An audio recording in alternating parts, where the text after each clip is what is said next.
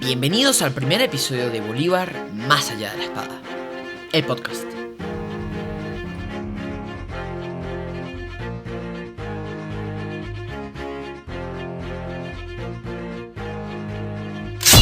Uno de los grandes errores que se cometen a la hora de estudiar la historia es que no se estudia a los personajes que atrajeron sus hilos como seres de carne y hueso, sino que se les encumbra en una especie de pedestal, donde sus errores son evaluados como estrategias para confundir a sus detractores, y sus éxitos se ven rodeados por una especie de halo mágico, donde no son productos de la razón humana, sino que son más bien iluminaciones dignas de algún dios.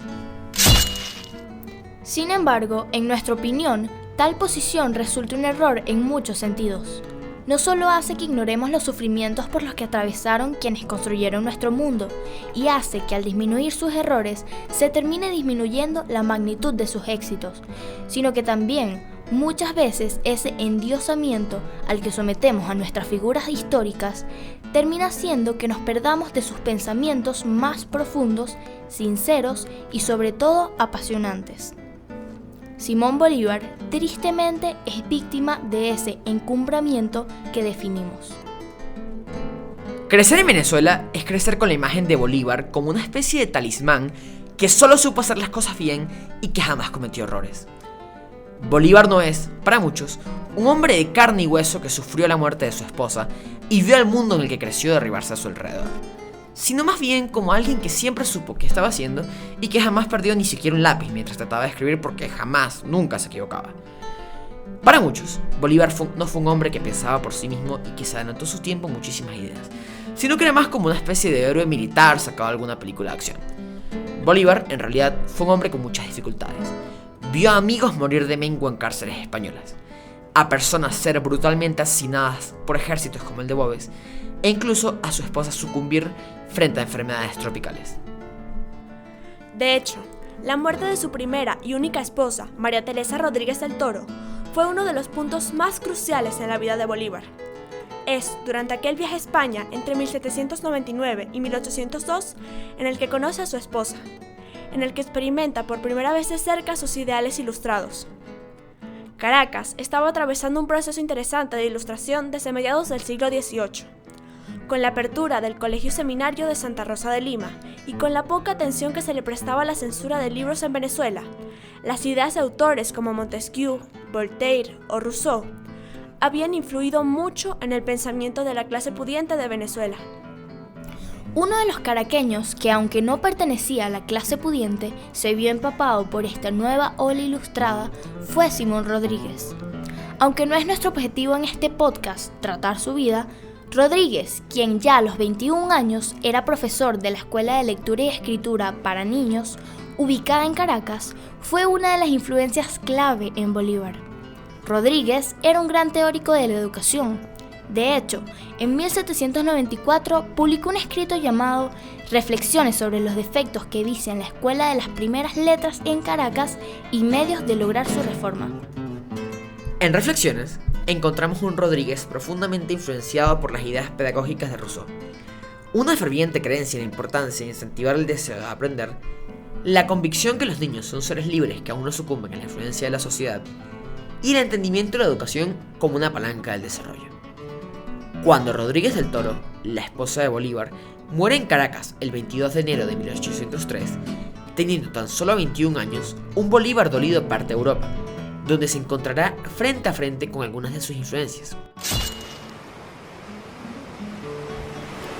En este segundo viaje, que como podemos ver está muy influenciado por la parte humana del Bolívar afligido por la muerte del amor de su vida, se forja el carácter del libertador.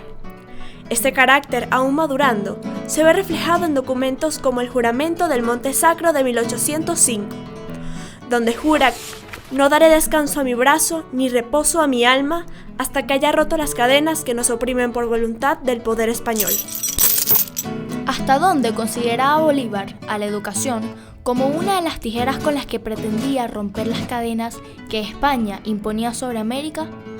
Bolívar, en vida, jamás nos llegó a decir exactamente eso, pero si revisamos sus documentos, encontraremos que para Bolívar la educación no era solo un medio para obtener un trabajo, sino que era uno de los pilares que componía a una nación.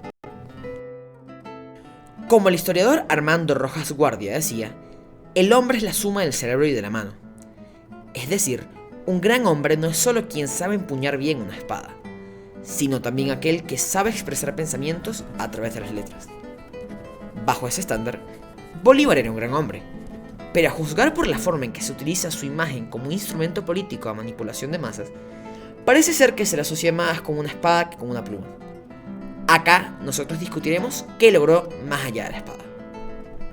El conocimiento requiere de la educación como la vida requiere de la herencia para existir. Así como en un pueblo que sucumbe bajo las garras de la despoblación, las personas empiezan a actuar guiadas por la desesperación y no por el sentido común. Para Bolívar, en el discurso de Angostura, un pueblo ignorante es un instrumento ciego de su propia destrucción. De esta forma, vemos que Bolívar creía profundamente en la educación, hasta el punto de decir que su ausencia llevaría a la destrucción. Pero si para Bolívar la educación era tan importante, ¿cómo creía él que debía ser educado un país? Si se pudiera resumir su visión educativa en, digamos, 3 factores, ¿cuáles serían esos elementos que debe contener una educación digna? Bolívar respondió exactamente esa duda en un texto fechado en 1825, donde indica que la nación será sabia, virtuosa, guerrera, si los principios de su educación son sabios, virtuosos y militares. Por lo tanto, encontramos que Bolívar veía en una nación 3 virtudes: saber, virtuosidad y valentía, que se correspondían con 3 principios educativos.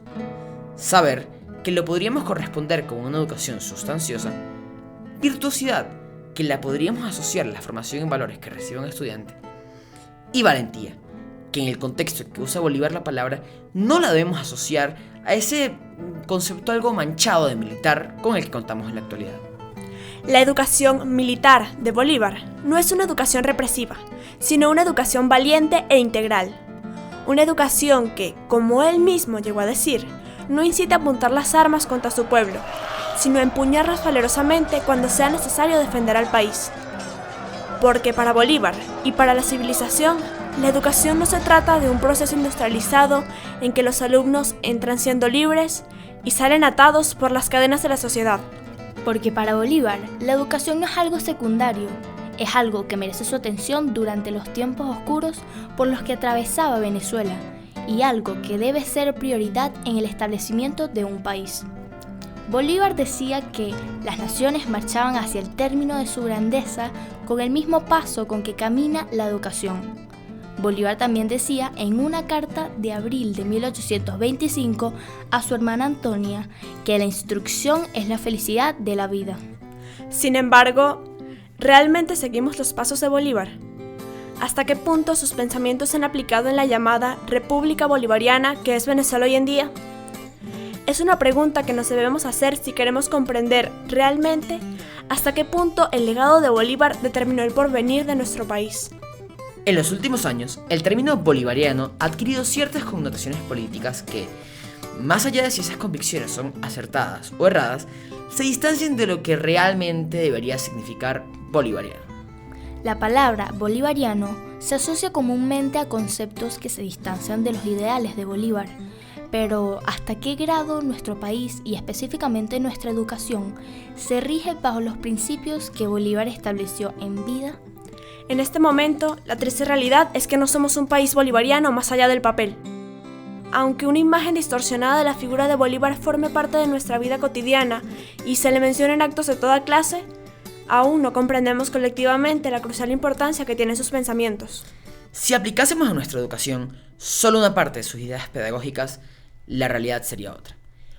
Porque aunque el futuro de un país es la actualidad de su educación, en este momento no podemos hacer nada para cambiar esa realidad. Por lo tanto, es nuestro deber seguir estudiando a Bolívar más allá de la espada. Muchas gracias.